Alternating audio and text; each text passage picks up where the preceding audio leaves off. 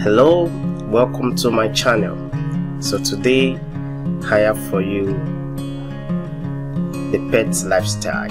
That's it, pet stories of puppy and duckling and also kitty.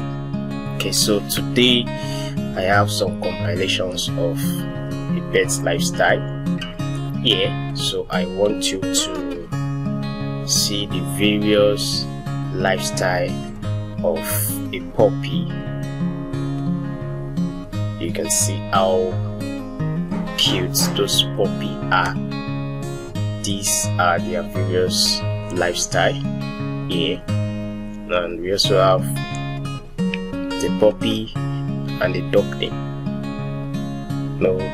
playing around together, moving together.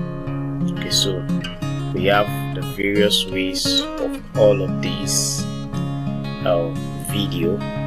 So I want you to enjoy yourself and watch till the end to see how the puppy and duckling are actually having fun. It's actually a story that is for the pets. You can see how animal nature is beautiful. So I want you to watch till the end and make sure you enjoy yourself. This is another puppy and the tortoise. These are pet stories, and you can see how beautiful their lifestyle is.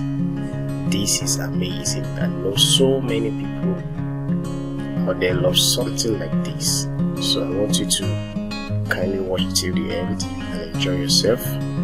Do well to subscribe to the channel, and do have a wonderful day. Bye bye.